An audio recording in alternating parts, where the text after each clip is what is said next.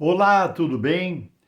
Aqui estamos para mais uma reflexão sobre uma passagem bíblica. E eu queria compartilhar com você, nessa oportunidade, o relato que está registrado no livro de Daniel, no Velho Testamento, a partir do capítulo 3. Aliás, no capítulo 3, nós vamos encontrar a narrativa desse episódio, quando o rei Nabucodonosor, rei da Babilônia, ele, em dado momento, em alguma situação, ele resolveu construir uma grande estátua de ouro com fins religiosos, como se fosse um deus, e mandou fazer a construção daquela estátua. E no dia da consagração, conta a Bíblia, você pode depois acompanhar fazer a leitura do capítulo 3 do livro de Daniel, você vai encontrar a narrativa disso que eu estou falando. E ele levantou essa estátua no campo de Dura, na Babilônia, e ali ele fez um decreto, mandou fazer uma publicação, mandou a comunicar a todo o reino e nos locais adjacentes, para todas as pessoas de tribos, nações e línguas que viessem para prestar adoração à imagem que ele havia construído, né? Só que no seu reino havia uns jovens, que Ananias, Misael e Azarias, que eram servos do Deus Altíssimo, tinham vindo, foram confinados ali na Babilônia, foram ensinados, né, as coisas daquela localidade, mas eles não tinham no seu coração aqueles ensinamentos. Eles eram servos do Deus Altíssimo, né? E eu estou citando isso para você porque o povo de Deus, servo de Deus, tem que ser confrontado e tem que saber até onde devemos agir e como devemos agir e as posições que devemos tomar para honrar o nome do Deus que nós servimos, que é o nosso Deus criador dos céus e da terra e de tudo que neles existe, aquele que tem o controle absoluto em suas mãos.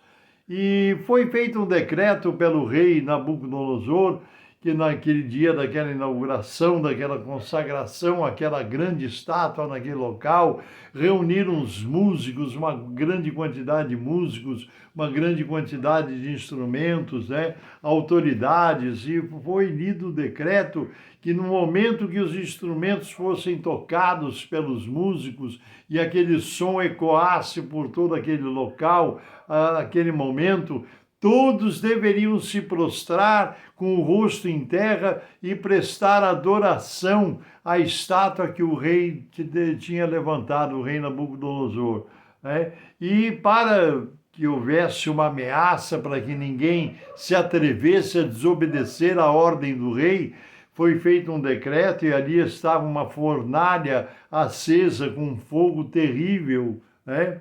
E muitos de nós já vimos, né, em apresentações artísticas, filmes, novelas, já passaram essa passagem, narraram, televisionaram, fizeram um espetáculo apresentando essa ocorrência.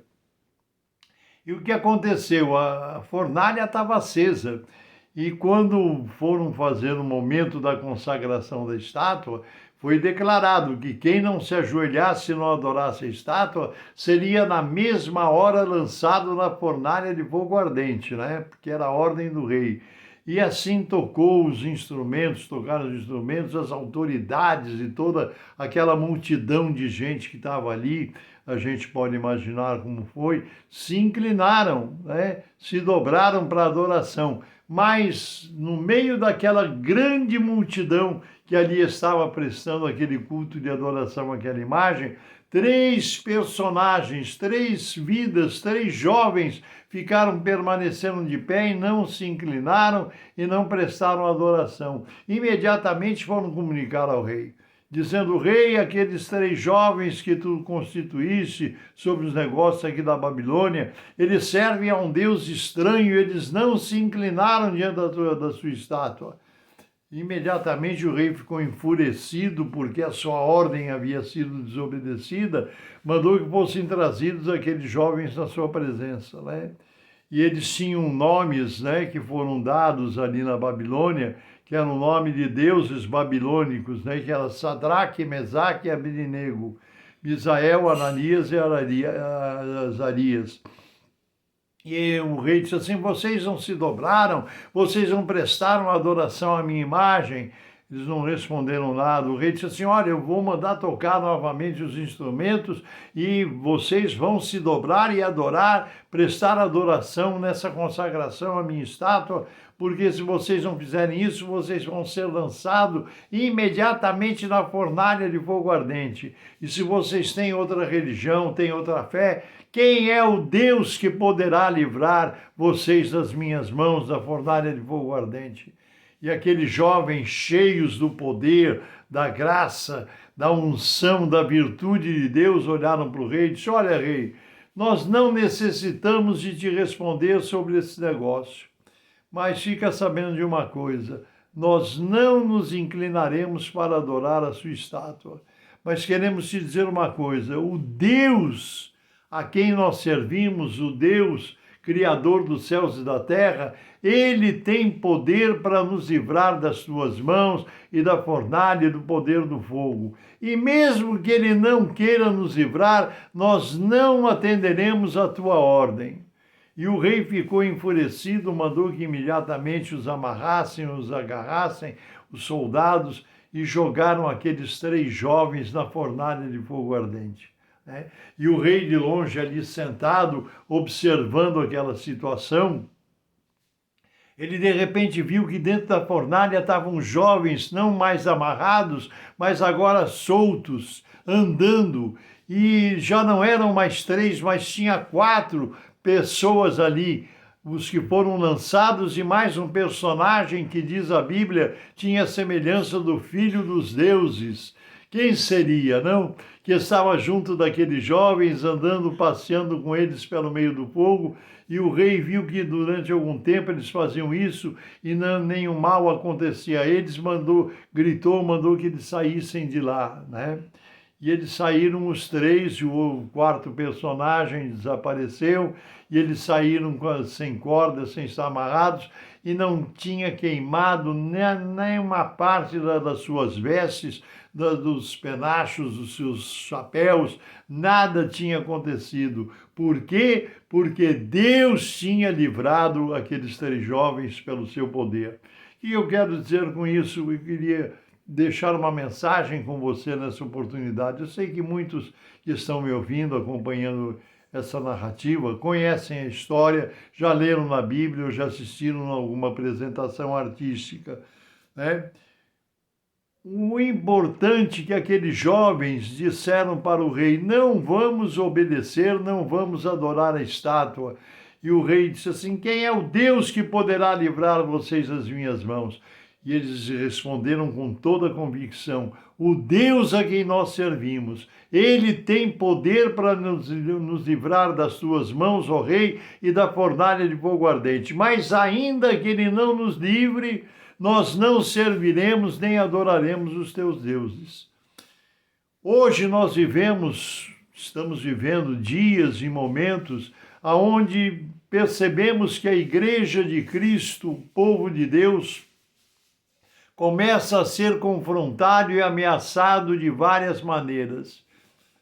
Meu irmão, minha irmã, nós temos que ter no nosso coração a convicção e a certeza de que Deus, o Deus que nós servimos, o Deus Criador dos céus e da terra, Pai de nosso Senhor Jesus Cristo, nosso Salvador, Deus tem todo o poder nas suas mãos para fazer qualquer coisa, para nos dar qualquer livramento diante de ameaças, diante de situações, diante das coisas que estão acontecendo. Mas nós temos que ter no nosso coração, como daqueles 3 jovens, ainda que Deus não nos livre, porque nós não sabemos quais são as decisões de Deus a respeito da nossa vida, a respeito das situações que enfrentamos, das situações que estamos passando. Sabemos que Deus tem todo o poder para curar uma enfermidade, Ele tem poder para transformar uma situação, nos dar livramento, enfim. Porém, mesmo que Deus não o faça, porque nós não sabemos muitas vezes qual é o querer de Deus, qual é o plano de Deus para determinada situação. Nós não nos inclinaremos, não deixaremos de adorar o nosso Deus, não deixaremos de ser fiéis a Jesus Cristo, fiéis à palavra de Deus, não deixaremos de adorar o nosso Deus de rosto prostrado em terra, porque Ele é o nosso Deus Criador, o nosso amado Jesus, nosso Salvador e Redentor.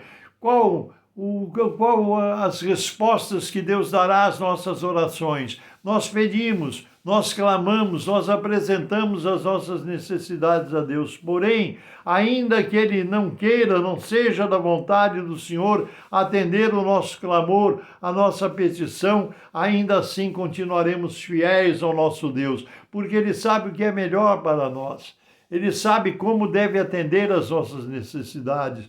Muitas vezes não é da forma como nós queremos nem desejamos, mas da forma que Deus tem planejado, de acordo com a vontade e com o querer de Deus. Vamos entregar as nossas vidas nas mãos do Senhor, confiar nele, porque a palavra de Deus diz: entrega o teu caminho ao Senhor, confia nele e o mais ele fará. Vamos confiar em Deus.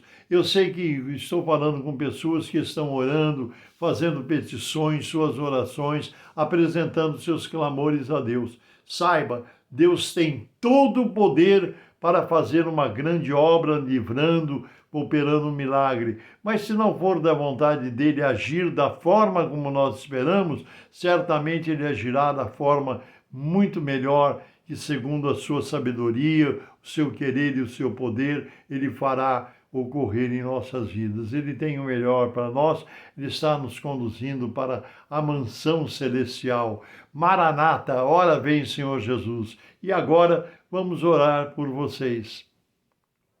Santíssimo, eterno, bendito e soberano Deus, em nome de Jesus eu rogo a tua bênção sobre a vida de cada um, irmão e irmã que nos acompanha nessa pequena reflexão. Senhor Deus, nós sabemos que temos muitas necessidades. Às vezes te pedimos coisas, situações, livramentos, bênçãos, mas tu sabes o que é melhor para cada um de nós. Seja feita a tua vontade, como diz a oração do Pai Nosso, assim na terra como no céu. Cumpra-se a tua vontade, cumpra-se o teu querer na vida de cada um de nós, ainda que não seja de acordo com aquilo que nós queremos, mas que se cumpra a tua vontade em nome de Jesus, abençoando aos que nos ouvem, aos lares e às famílias aqui representadas, em nome de Jesus. Amém e amém. Deus te abençoe. Eu sou o pastor Paulo Ivailisper, pertenço ao Ministério Cristão Alfa e Ômega, que se localiza em Alphaville, Barueri, São Paulo. Um grande abraço e, nos permitindo Deus, até a próxima.